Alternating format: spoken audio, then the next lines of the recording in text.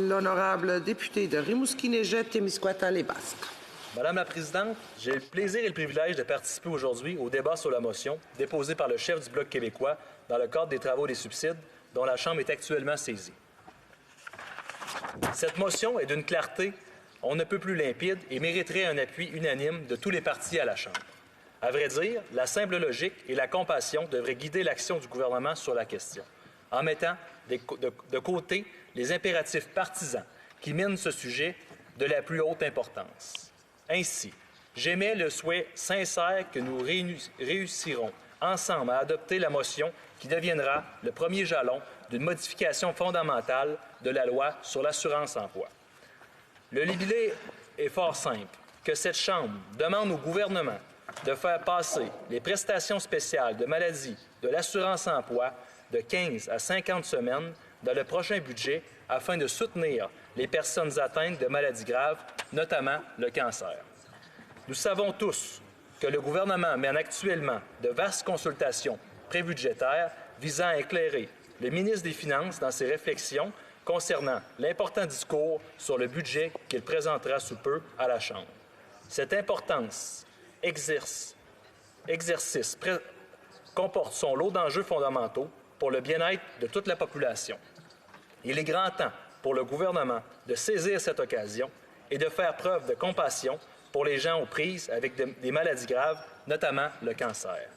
Je pourrais vous détailler un argumentaire convaincant en ce sens et encore, je suis persuadé que le bon sens de mes collègues de tous les partis prévaudra. La motion dont nous débattons est très simple. L'assurance-emploi a toujours été au cœur des préoccupations et des positions progressistes développées par le Bloc québécois au fil des ans. Le Bloc québécois a toujours milité pour l'amélioration et la bonification du programme d'assurance-emploi, que ce soit pour une caisse autonome, l'abolition du trou noir, l'amélioration de l'accès aux prestations régulières, la fin de la catégorisation des chômeurs en fonction des demandes qu'ils adressent au programme et évidemment l'augmentation des prestations de tous les types de prestations. À l'heure actuelle, le régime de prestations spéciales d'assurance-emploi en cas de maladie grave est d'une aberration déconcertante dans son ensemble lorsqu'on a côtoyé une personne aux prises avec le cancer. Personne dans cette Chambre ne pourrait affirmer qu'il n'a jamais été confronté à cette dure et éprouvante réalité. Dans le contexte actuel, il existe une inéquité flagrante, basée sur une catégorisation des différents prestataires de l'assurance-emploi. Certains collègues ont déjà soulevé des doutes ou des interrogations concernant notre proposition d'étendre le régime actuel de prestations de 15 à 50 semaines. À mon avis, il ne s'agit que de la logique la plus élémentaire et un principe de base de justice sociale et d'équité. Parlant d'équité, Madame la Présidente, j'aimerais vous témoigner une problématique dans ma circonscription avec une de mes citoyennes concernant une maladie grave. Une personne qui a été diagnostiquée de 2 maladies auto-immunes. En 6 mois seulement, sa vie a été complètement chamboulée. Et puis, elle a eu le droit à ses 15 semaines d'assurance-emploi en maladie grave, mais c'était insuffisant. Vous savez où est-ce qu'elle s'est retrouvée après ces 15 semaines? À l'aide sociale. C'est complètement inacceptable.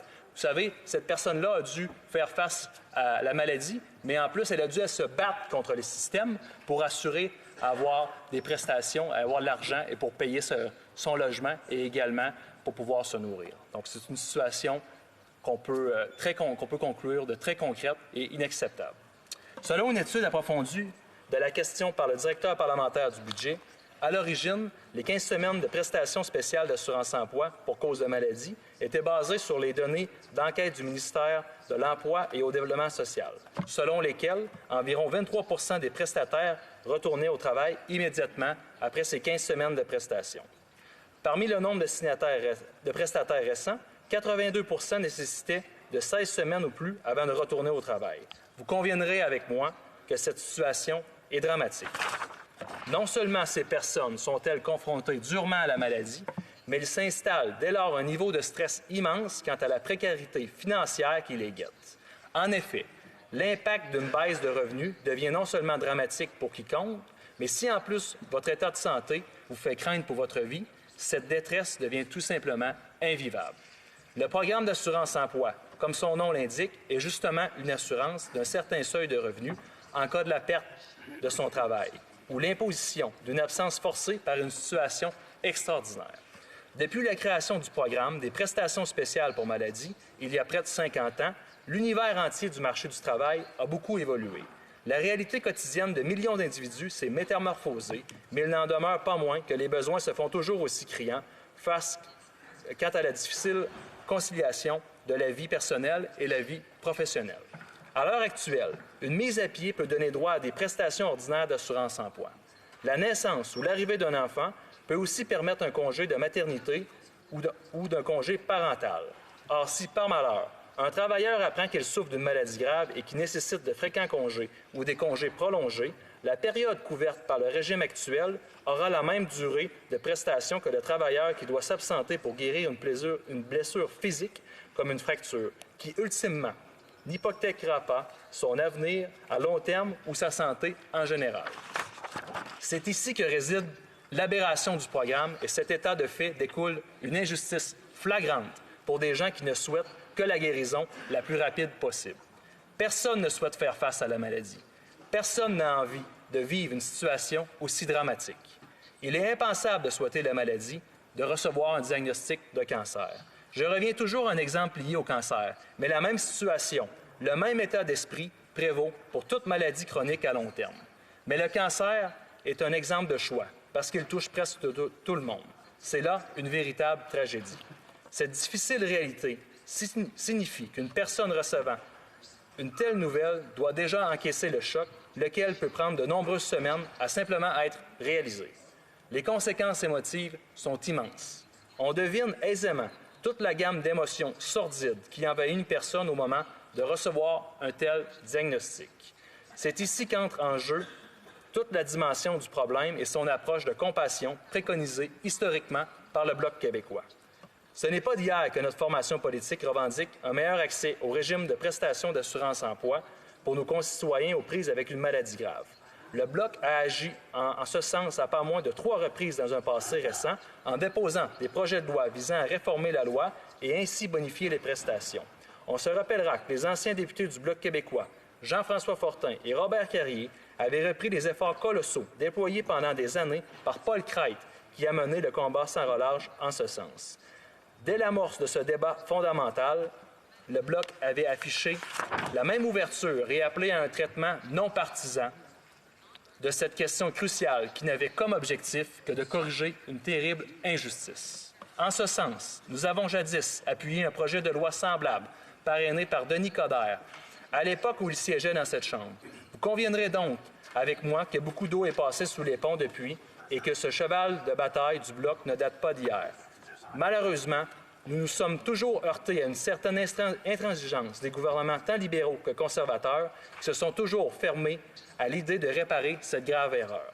Pire encore, dans un passé tout aussi récent, des considérations financières ont prévalu dans les prises de position de ces gouvernements en évoquant des époques de compression budgétaire pour justifier l'injustifiable.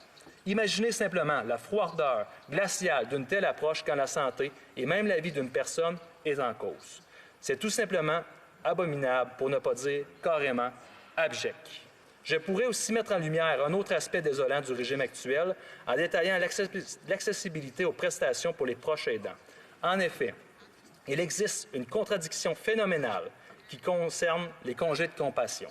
On imagine facilement l'insécurité et la détresse qu'engendre l'annonce d'un diagnostic de cancer ou de maladie grave dans l'environnement familial de la personne atteinte. C'est précisément pour pallier cette réalité que les prestations pour proches aidants font partie intégrale du régime d'indemnisation.